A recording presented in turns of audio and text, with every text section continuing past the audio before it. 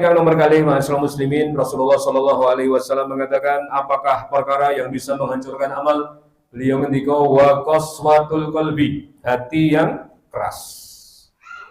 Hati yang tidak mau menerima nasihat, hati yang tidak mau menerima masukan. Pramila ma'asyiral muslimin, Ibnu Qayyim al-Jauziyah ngendika, carilah hatimu di 3 tempat. 1, ketika engkau bermunajat kepada Allah di tengah malam. Kemudian yang kedua, ketika panjenengan sedang membaca Al-Quran. Maka di dalam surat Al-Anfal disebutkan orang-orang yang beriman itu adalah orang-orang yang ketika disebut nama Allah, wajilat qulubuhum, hatinya bergetar. Takut sama Allah, takut dengan kebesaran Allah. Niki wau lho Pak, nembe niki wau sonten. Jawah ngagem angin. Saya lihat tadi ke sini banyak lapak-lapak penjual itu yang atapnya berterbangan. Di pasar Klewer juga banyak pohon-pohon besar itu berjatuhan. Cuma dikasih Allah beberapa menit saja, hujan dengan angin, porak-poranda Mas. Semarang, panjenengan besok, di daerah Terminal Terboyo, di daerah kampus dan rumah sakit Sultan Agung, itu namanya banjir rob 4 hari, meluluh lantakkan lalu lintas antara Semarang dengan Demak. Cuma dikasih hujan sama Allah Subhanahu wa Ta'ala. Terus kalau panjenengan sami mau sombong dengan apa? Makanya orang beriman ketika disebut nama Allah, wajilat qulubuhum, gemetar hatinya. Wa idza tuliyat alaihim ayatuhu zadatuhum imana, dan ketika dibacakan ayat-ayat kepada dia, bertambahlah imannya kepada Allah Subhanahu wa Ta'ala. Maka cari hatimu ketika kamu bermunajat, kata Ibnu Qayyim, kalau kamu tidak mendapatinya, carilah ketika kamu membaca Al-Quran. Ketika kamu tidak mendapatinya, carilah hatimu ketika kamu sedang sholat. Jika di 3 tempat ini kamu juga tidak mendapati hatimu, maka segeralah minta kepada Allah akan hati yang baru, karena sesungguhnya hatimu telah lama mati. Pun boten enten atine meneh. Boten enten rasane malih. Pramila ma'asyiral muslimin rahimakumullah. Ibnu Qayyim juga menyebutkan step-step, jalur-jalur, tahapan-tahapan setan menggoda manusia. Pertama, kalau panjenengan sami akan digoda untuk melakukan kesyirikan. Datang ke dukun, mau buka warung, minta lambaran, minta jimat, minta rapal-rapal.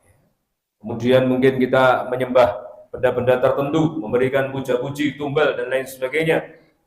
Ternyata tidak mempan Bapak Ibu. Wah, saya nggak percaya begitu-begitu. Digiring untuk melakukan dosa besar, perzinahan, membunuh orang, murtad, berani kepada orang tua, durhaka. Ternyata juga tidak mempan. Saya tidak mau berdosa kayak gitu. Digoda untuk menjadi pelaku bid'ah. Kalau sunnah macet, tapi kalau bid'ah mempeng, seneng banget dengan amal-amal yang tidak ada contohnya dari Rasulullah. Wah, saya juga nggak pengen kayak gitu. Digoda untuk berbuat dosa kecil, bohong, tidak amanah, jilid duit ra bali, jare kon modali tapi modali ora bali, rane keuntungan, rugi terus. Kemudian digoda untuk menjadi pribadi yang selanjutnya, syirik mboten kersa, dosa besar nggak mau, bid'ah nggak mau, dosa kecil nggak mau, dibikin apa Bapak Ibu? Dibikin ujub, dibikin bangga terhadap diri sendiri, kemudian meremehkan orang lain, sombong, dan tidak mau menerima pendapat orang. Qaswatul qalbi, hati yang keras. Pramila Bapak Ibu, mudah-mudahan nggih panjenengan kersa rawuh pada maghrib, duduk mendengarkan tausiah dengan kondisi apapun nggih. Ya. Mungkin tadi dengan siang-siang, pagi sampai siang kerja sampai sore kesel. Mboten napa-napa, monggo jenengan diskecake mawon, sing oleh lendetan ya alhamdulillah.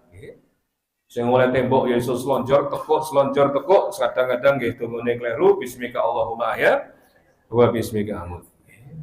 Tapi nggih mboten apa-apa. Karena apa? Kita ingin mendapatkan ilmunya. Maka Malik bin Dinar mengatakan, barang siapa yang mencari ilmu untuk diamalkan, maka dia akan berada selalu dalam naungannya Allah, dalam taufiknya Allah, dalam hidayahnya Allah. Tapi barang siapa yang mencari ilmu untuk gagah-gagahan, maka niscaya ilmu itu tidak akan menambah apapun kecuali menambah kesombongan kepada pemiliknya. Alhamdulillah, ma'asyiral muslimin, janganlah kita menjadi piantun ingkang qaswatul qalbi. Maka habis sholat, Rasulullah sallallahu alaihi wasallam menyuruh kita untuk berdoa, ya muqallibal qulub, wahai zat, ya Allah yang membolak-balikkan hati. Maka qalbun itu bolak-balik, Pak. Seperti daun yang jatuh dari pohon, kadang genteang, genteong, genteang, genteong. Ati kula panjenengan sami nggih kados mekaten.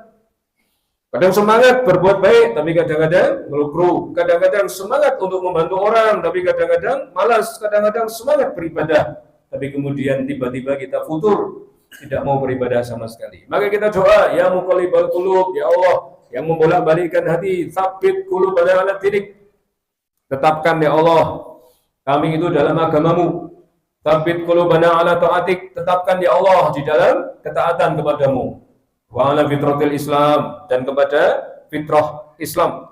Wa ala nabiyina Muhammadin sallallahu alaihi wasallam, dan juga tetapkan kepada din agamanya Nabi Muhammad sallallahu alaihi wasallam.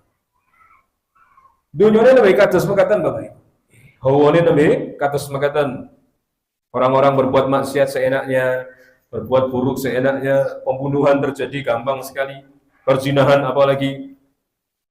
Makanya tetaplah Bapak Ibu nggih, dados napa?